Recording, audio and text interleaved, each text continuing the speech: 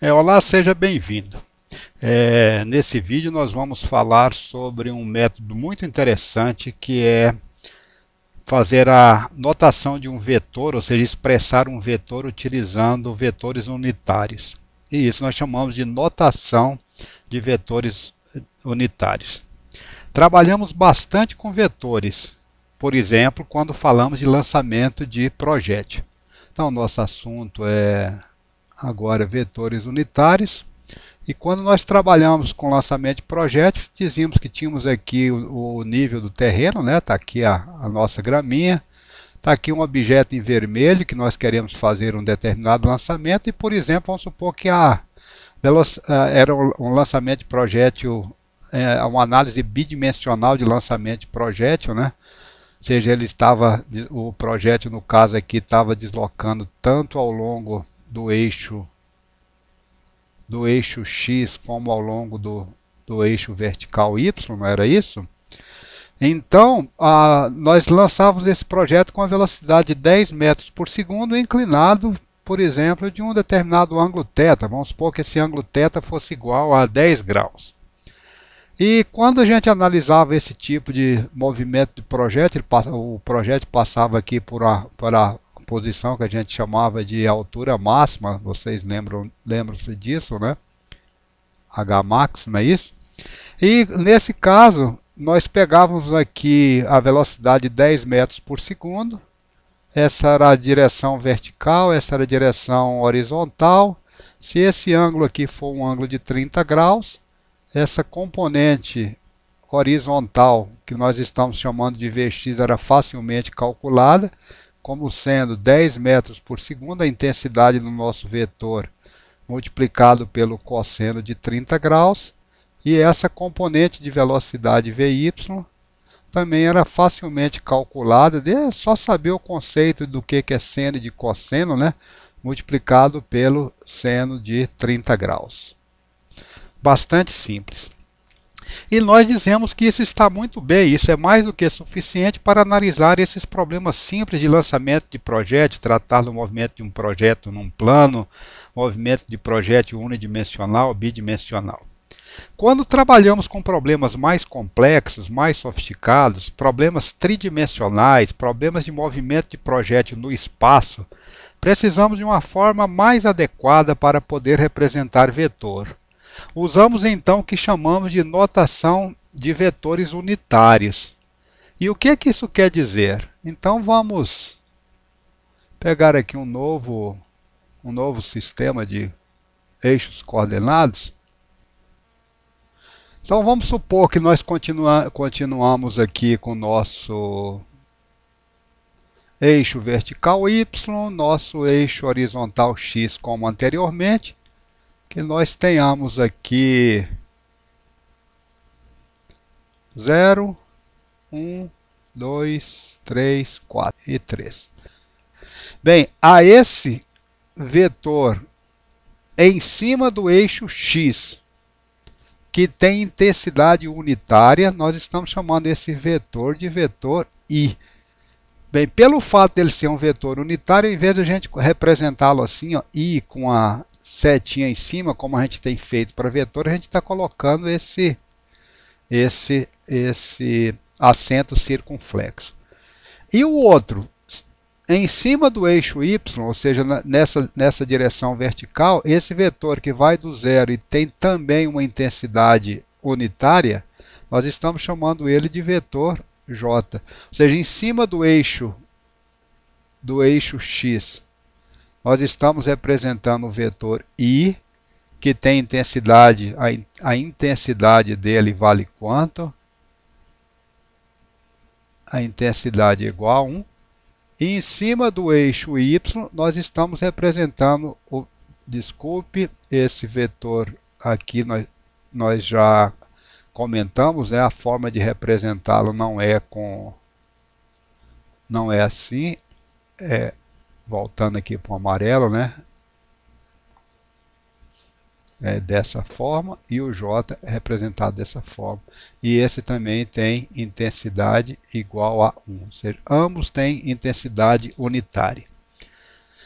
Bem, o que isso quer dizer? Para que que isso serve? Então vamos desenhar um novo par de eixos coordenados, como estava representado aqui, e vamos definir agora, não, vamos usar esse par de eixo mesmo. E vamos definir então agora o vetor velocidade que nós estávamos trabalhando anteriormente, utilizando esses vetores unitários I e J. Nós já tínhamos escrito que o vetor velocidade V, ele tem uma componente Vx e ele tem uma componente Vy. Ou seja, o nosso vetor velocidade, o anterior que nós tínhamos escrito lá, ele era um vetor de quanto? De 10 metros por segundo, essa era a intensidade dele, e esse ângulo valia quanto? Era um ângulo de 30 graus. Então ele tinha essa direção, a direção dele forma um ângulo de 30 graus com o eixo x. Esse vetor, então, quanto é que valia a componente de velocidade Vx dele? Valia 10 metros por segundo multiplicado pelo cosseno de 30 graus. Ou seja, o valor Vx nada mais é do que 10 metros por segundo multiplicado pelo cosseno de 30 graus, é raiz de 3 sobre 2, 10 dividido por 2, 5 raiz de 3 metros por segundo. E quanto é que vale o valor da componente Vy? Isso aqui é Vx, e quanto é que vale a componente Vy? Vale 10 metros por segundo multiplicado pelo seno de 30 graus, que vale 10 metros por segundo, o seno de 30 graus é meio. Então a componente Vy nada mais é do que 10 dividido por 2, 5 metros por segundo. Ou seja, isso a gente já tinha tratado anteriormente, só estamos reforçando aqui agora no nosso exemplo, tá ok? Bem, como é que nós podemos representar agora vetorialmente essas duas componentes de velocidade segundo x e segundo y? Você concorda que essa componente de velocidade Vx, ela nada mais é do que, se ela está em cima do eixo x, ela nada mais é do que um múltiplo desse vetor unitário. E é um múltiplo igual a quanto? 5 raiz de 3 vezes o vetor I. Ou seja, ele tem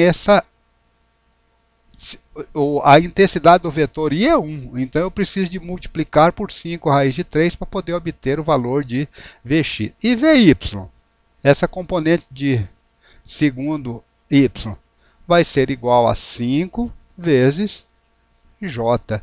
J tem uma intensidade unitária e o Vy tem uma intensidade igual a quanto? Nós acabamos de ver que ele tem uma intensidade 5.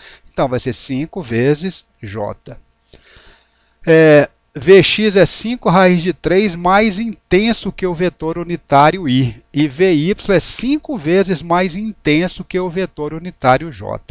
Assim, o vetor V pode ser expresso por...